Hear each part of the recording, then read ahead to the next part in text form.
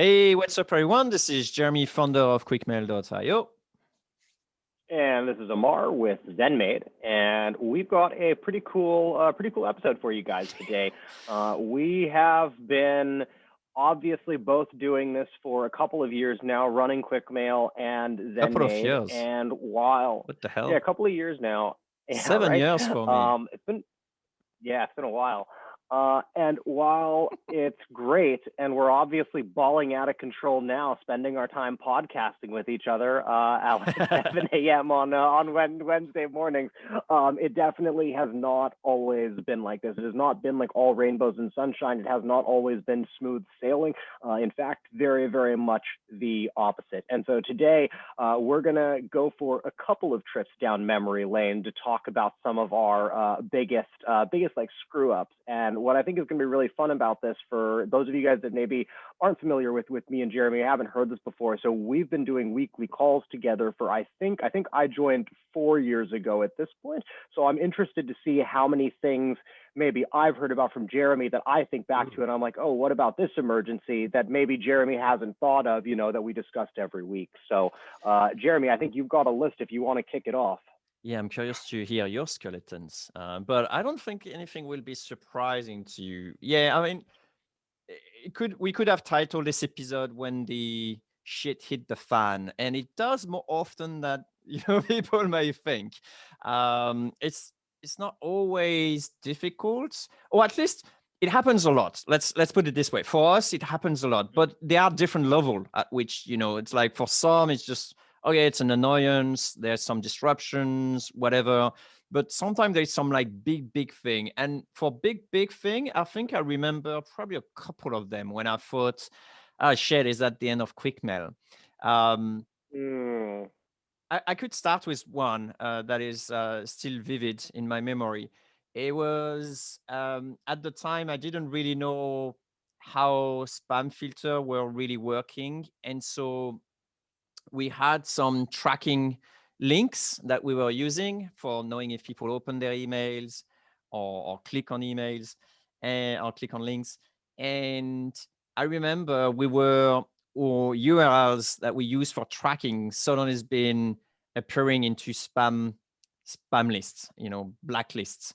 And so people were not being able to send emails without tracking. And I was like, holy hell, this system doesn't work. It's the end of the world.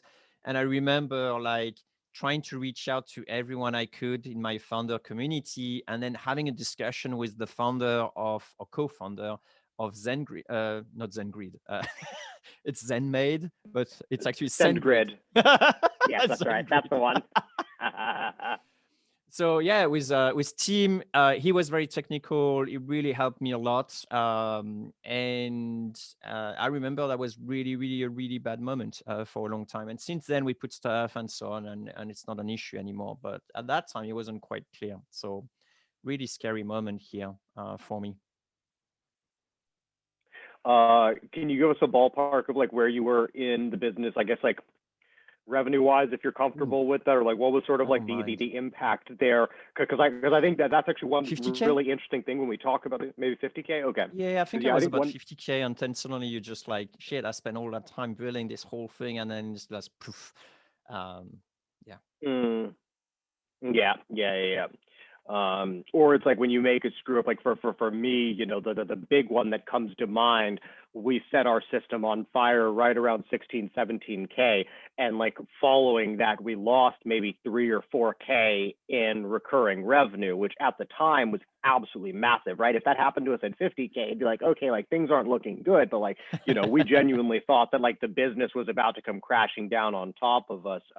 Yeah. So for those of you guys that aren't familiar with that story, that I'm not sure you is want to go too much a into details for this yeah. one We we specifically. we we we did like a redesign of the ZenMade software that we probably spent, close to $100,000 and maybe like a year and a half like working on and everything. And I mean, the long story short of it is just the launch of this redesign did not go well, that we made a lot more changes than just like superficial changes on the surface. And once we kind of shifted everything over, we couldn't shift it back. And we critically took down ZenMaid for like 3 days during the week from Monday to Thursday. And there were a lot of reasons that happened, but that was one that, obviously we learned a ton from, but we definitely thought that we had screwed up like our opportunity and everything. And I think that's actually one thing that definitely taught me and kind of internalized me on that, from that experience, was that, it really is about just kind of keeping your head above water until you find like that opportunity to really grow the business, right? Like that was just another event that we had to survive to kind of get to where we are today. Like the truth is we have a much stronger business because of that, but man, that was a rough couple of weeks. Yeah, we were public enemy number one. I was like, yeah, Jeremy, as I was in Vegas at the time and then was traveling back to Thailand, I had to skip What a happened in week-long Vegas event that I stays in Vegas, of course. All that I'm going to say is that it did not help the situation. If you guys are interested, though, if you check the YouTube comments or wherever you guys are watching this or listening to this, I did do a full hour-long podcast with Monique Lindner from Efficiency on Demand. I did a podcast episode with her where we spend a full hour breaking down every single mistake that was made during that time. So if you guys want to listen to that in more detail, you can, but it's not fun. It sucks. I do remember because you were in our mastermind group at that time, and I remember you were devastated by the big thing, and everyone was trying to just say you're gonna learn from this experience kind of thing. And always in retrospect, we can joke about it and so on, but I remember this wasn't fun during the spur of the moment, for sure. Yeah, definitely. All right, what's number 2 for you? That's it. I've run a perfect business. Everything's fine. No, I'm gonna take an earlier example of really a big screw up, but this time it only affected one user, but it sort of shake me to the core to some extent, because this is okay. Let me cut to the chase. The story is the following: we were integrating with Close.io at the time, and part of their API is they use Put for actually being able to update the data. But the problem is that their API was not just updating the data, but replacing the data. So a user actually wanted to experiment or newly created integration, and then we updated automatically all the fields. But the problem is we just replaced everything he had with just our own field, right? So every one of his prospects or his people in his database has a few custom fields, right? And we only wanted to add our new one, and in fact, we just replaced with our new one. Cleared them all? Yeah, we fucked them all. And I was like, man, this was such a big screw up on my part. But that guy actually taught me a lesson, and he's still a client to this day, which is really pretty cool and amazing. But he basically told me the way I handle it is everything, because I went above and beyond trying to re-get his data and so on. We couldn't get it fully and so on, but at the end of the day, I tried my best and say, tell me how I can make it up to you, and and so on and so on. And he basically just ended up next week, I saw him signing up and starting paying us. He was just on trial when we fucked up all his data. And so I contacted him and say, well, I don't quite understand. We screwed up massively, and yet you're subscribing. And he said, well, Jeremy, every business fucked up, but the way you're handling how you're fucking up is, is very telling. So I know in the future that if I have a problem, you'll be there for me. And I was like, well, that's a pretty nice thing. So that taught me a lesson at that time, but wasn't fun at all. Definitely. Yeah. Absolutely. Yeah. We've found exactly the same thing, is that That's true in most cases. We've definitely found there's a couple of businesses that, like, the way that they're run and the speed with which they're growing, they'll want to work with us, but just won't be able to if they run into some of these issues. But there's a lot more like almost like mom and pop kind of maid services, that have been in business for 15 years. And, they like, our system went down for like 3 days and they're just like, yeah, it happens, like, we remember back when our computer crashed and we didn't have it like in the cloud, like, these things like these The things amount like of come data up. lost. But yeah, well, but the whole thing is that, like, anyone that started their maid service in like 2015 and is doing it as like a digital marketer or whatever, they were like, this is completely unacceptable. I'm never using ZenMaid again. And of course, like, every single one of our competitors have had major outages in the last 5 to 10 years. It's not like we're the only ones, right? So, Hmm. I but remember a you're client. right. Sorry, go ahead. No, go ahead. Oh, I was saying I remember a client coming Yeah. to us and saying, "Well, we're switching from those guys to you guys because we had like 2 days, downtime with them." And they say, "That's Mhm. cool, that's fine, but Mhm. just know that software is software. In the end of the day, there are Yeah, chances that exactly. we're still going to have experience problem and so on. Of course, we'll Yeah. be there and we'll try, your best to solve it. And I come from a technical background, so I'm more Yeah. inclined to have some more solid system. But at the end of the day, there will be bugs. Yeah. Oh, and in fact, I remember Yeah. another bug that I put in and affected quite a lot of people. We realized it 3 days later, but by then all the data were, well, not all, but some data were already Mm. corrupted. Um, those are not fun moments, right? No, they're not. They're not.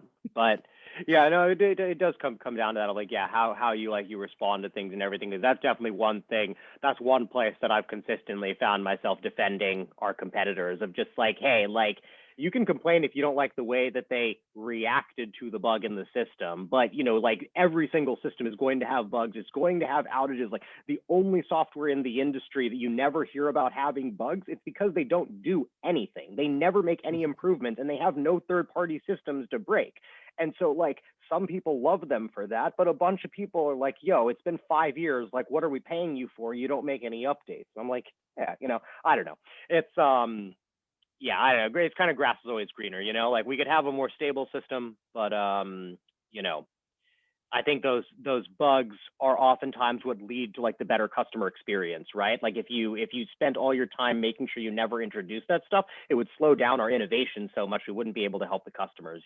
So There is I a don't know. trade-off, and I agree probably to 80% because I think there is still, some of our competitors may not have as much or as better test coverage as we have, so therefore it's Hmm. easier to introduce bugs and things like that. Yeah.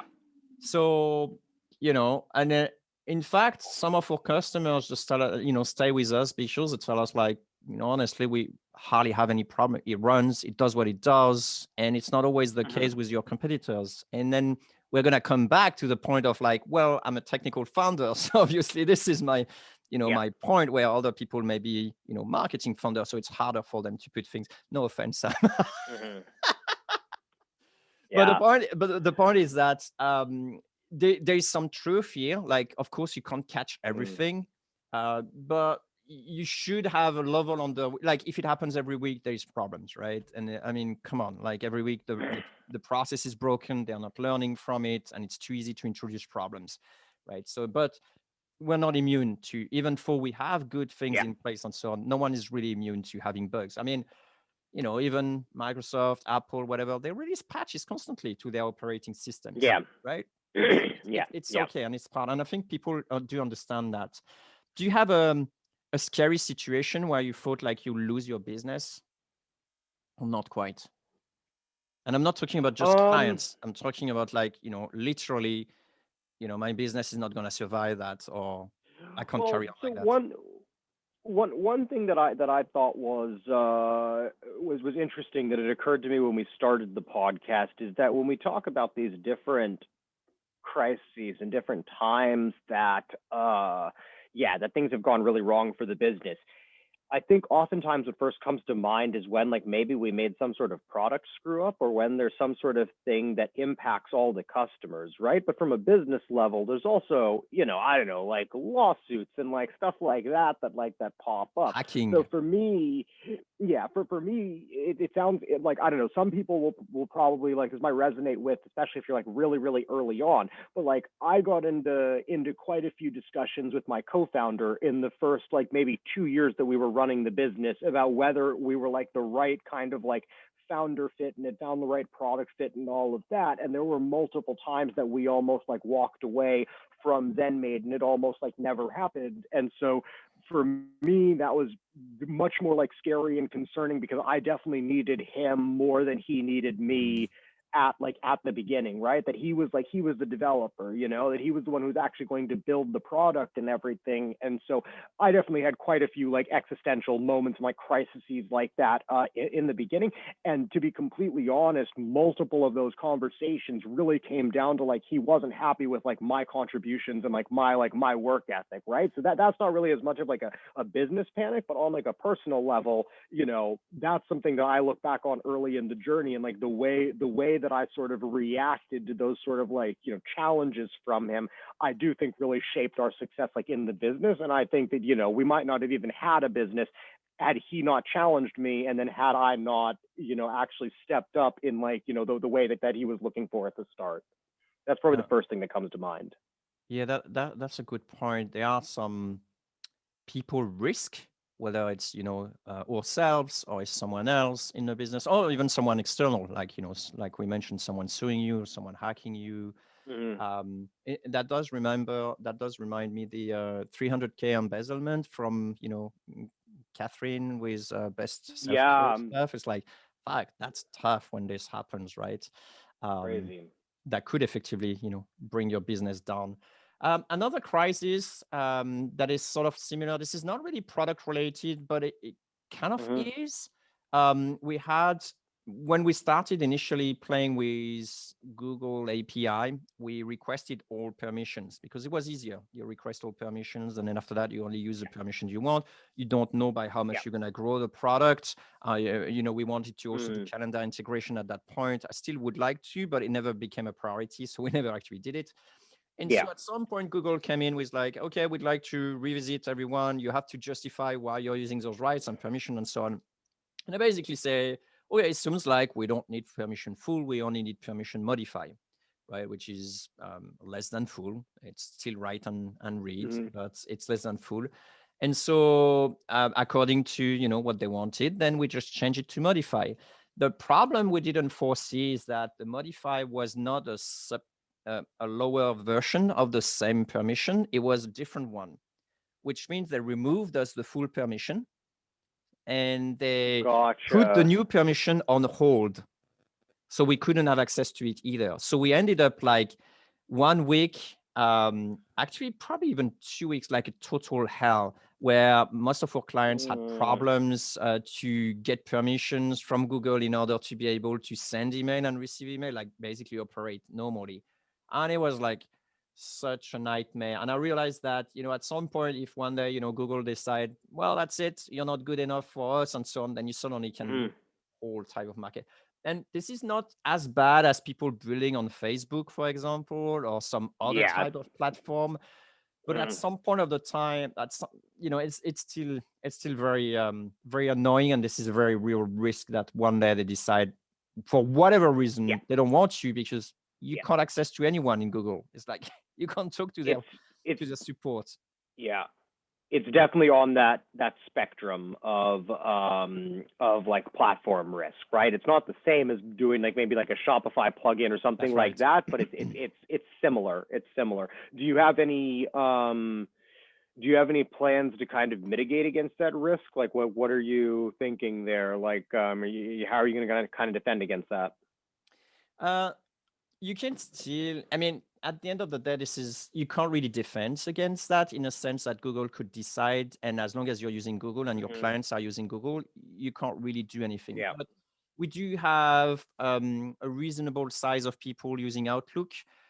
Conveniently Okay. enough, Outlook actually do deliver better than G Suite. So most of our big Okay. customers are also using Microsoft. But at the end of the day, this is the same problem, but with Microsoft instead of being with Google. Yeah, So at yeah, the end of yeah. the day, because we automate your own inbox, it depends on the provider of this inbox that you have. In fact, the founder of Gmail, sorry, has another problem with this time. This is with a blacklist that actually just blackmailing them. That's funny, right? Mm, Just saying them, you pay us, otherwise you stay in your blacklist. And so they decided not to pay and just yeah. live with it. But this is the same sort of risk. You're still going to depend. And we are not even talking about politicians and regulatory risk, which we've seen with GDPR and the CAN-SPAN Act for California and Mm, some stuff like that are starting. So you also got plenty of different risk. Um, we run into a few of those, yes, over the years, yeah. and they're very annoying because you don't feel like you have enough, power to just come with a few Yeah. millions and lobby a few politicians. Um, Mm, yeah. yeah. Okay. Cool. Um, we've had a couple of like community blowups for ZenMade that have been pretty Oh, big interesting. Yeah. big like incidences where there have either been like big like fights or whatever that just like went on in like so essentially we spent a bunch of time building up the first really big community of maid service owners. So currently that's around I think 6.5K maid service owners in like on Facebook that are in our With group, and or there wasn't without really any bots? big groups. You'd say on Facebook, is that I don't think with we or without? I don't think we really have any bots. I don't know where people have like a Oh, bot I will problem. We don't have challenge any bot that. problem at all. No, no, no, no. Like, because it's a maid service group. Oh, Like, but how's a no, bot that's not gonna what I sneak meant. It's in like there? bots are actually just, connecting to it and then just stay there. It's like fake bots. They have to apply to some different things in order to look good to Google, to Oh Facebook. It doesn't no, matter. no. I'll We let you know review every offline. single person. Yeah, yeah.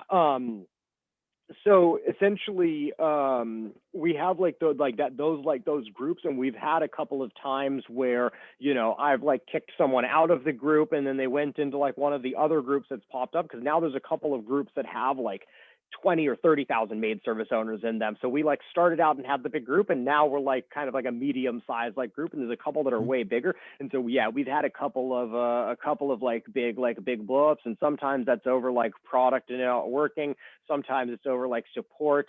Let's see, we've had one of the influencers in the industry that just went completely off, like anti-vax, like hardcore, like Trump As a supporter, and Zen she just mate, like yeah. drove away everyone that was like in her group. Just went like straight up like psychopath.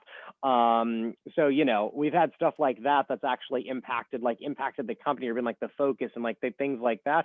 I mean, like that, not as much, but some of the product ones, we've had some people that have been like very unhappy and have gotten very verbal about like ZenMade. And so sometimes, particularly early on, that felt like the entire world was like coming like crashing in, and like that like everything that you're doing is just like under a microscope and all that stuff. And now like I couldn't care less, but like a couple of years ago, it just, it really did feel like, holy crap, is the company going to survive this, like, bad public relations, you know? Yeah, I mean, part of it is also experience. Like nowadays, I'm talking about, things in the past that happened, fuck ups, screw ups, Mm-hmm. lots of things.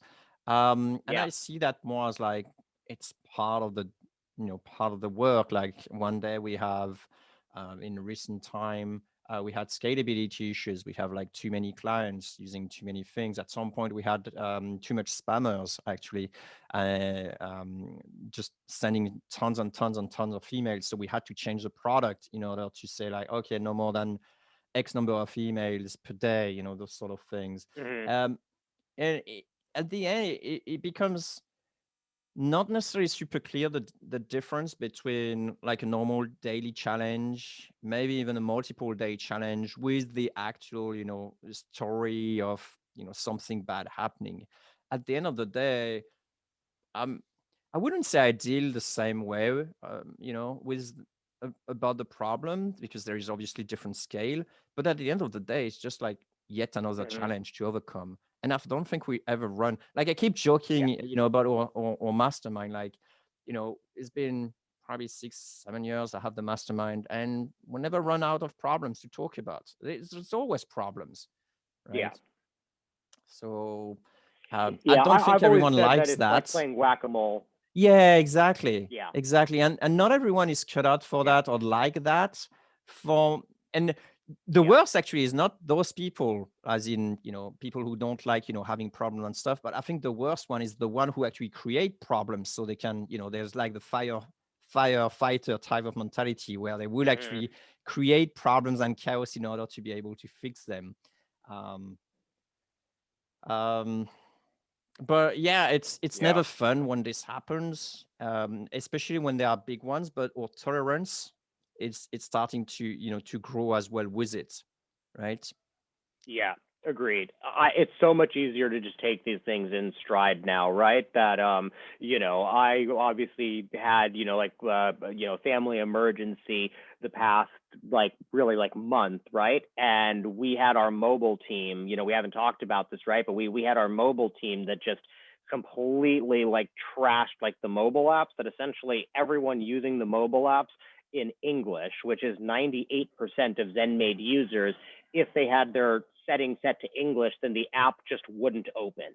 And it took our mobile team like 4 days to get this resolved. And like, I'm literally sitting in like the ICU with like my dad, like Oh dying, yeah, and yeah. I'm dealing like on my phone, right? Like, Mm. and that's like one of those things. But like now with the experience that we have, is I just looked at it and I'm just like, they're gonna fix this. Like, everyone's panicking over nothing. I was pretty livid with our customers, to be honest, over like how upset people were getting when they still had access to all of their information and they just couldn't get it specifically through the mobile apps. And we had people saying that they were losing thousands of dollars, and we're just like, just log in. Like, anyway, it doesn't matter. But I'm dealing with this there. And with that, it was very much a, hey guys, just going into kind of the solution mode, right? Of here's how to access the information that you need. If you need further help, contact these guys. We're going to get you all the information that you need. We're going to make sure that your businesses continue operating like as normal, and this isn't going to cost you any money.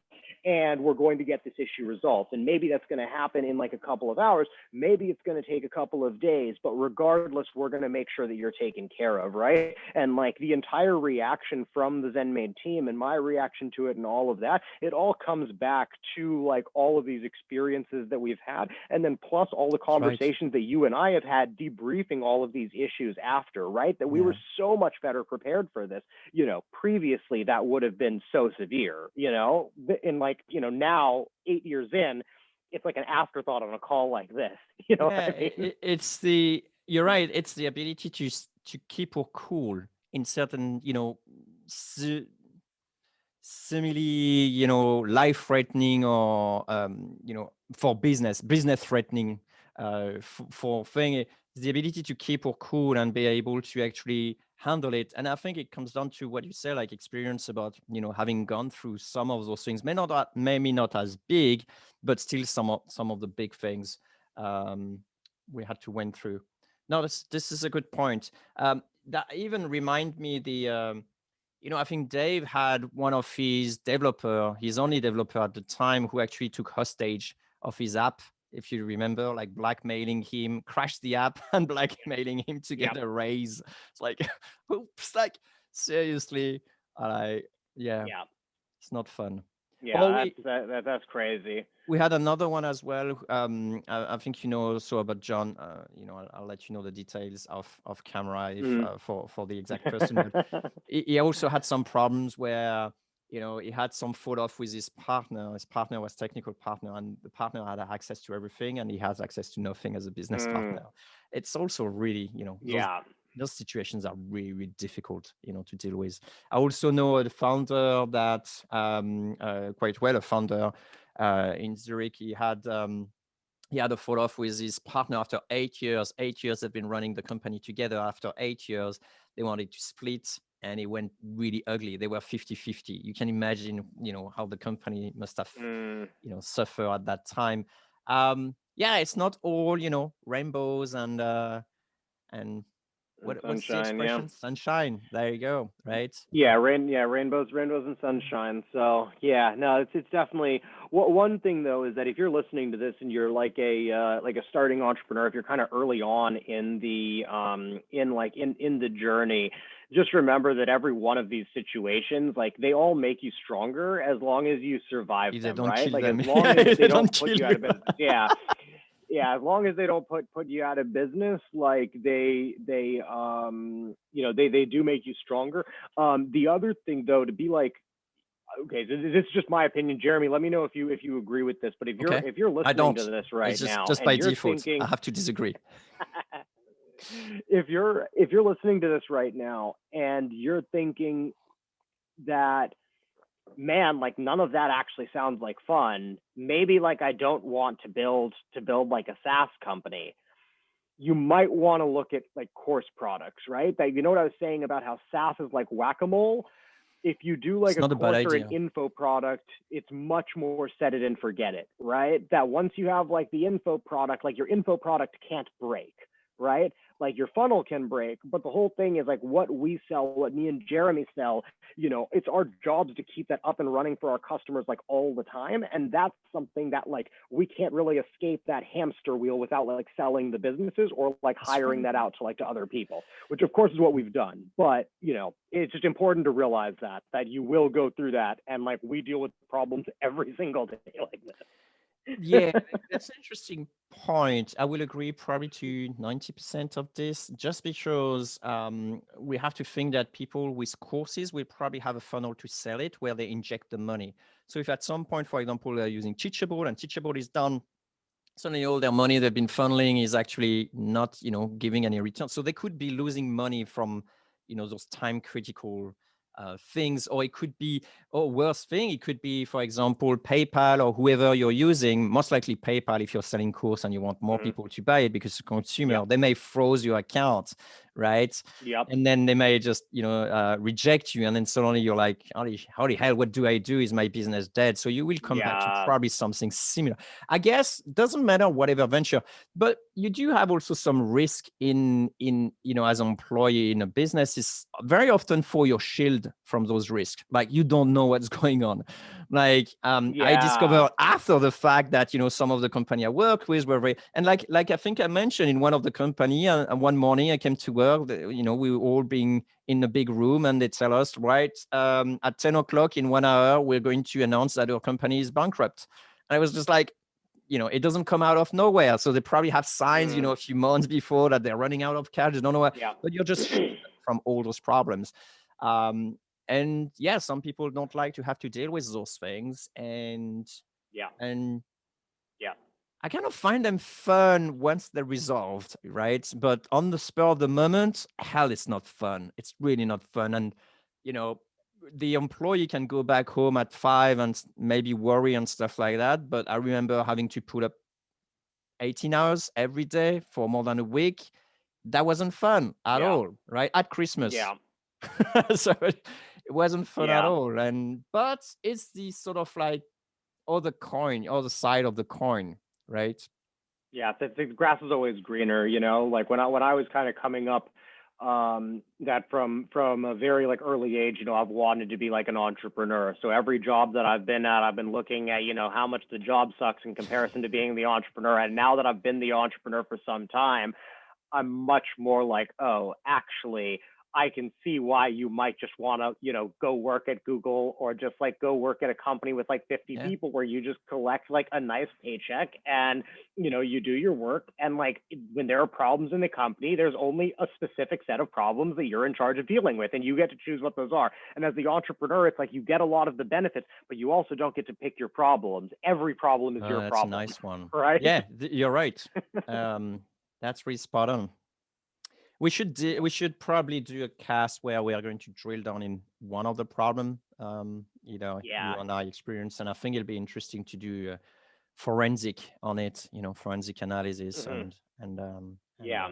Well, I think that there'd be a lot of value, I think, for folks listening in us going through and talking about like, yeah, one of them in detail, and then about all of the systems and processes that were Mhm. changed, and like, all, like how we reacted after to make sure that it's not going to happen again. I think that going through that and sort of how we think about it in hindsight and what to do next time and all of that, that might be a useful insight for someone that's maybe going through that right now.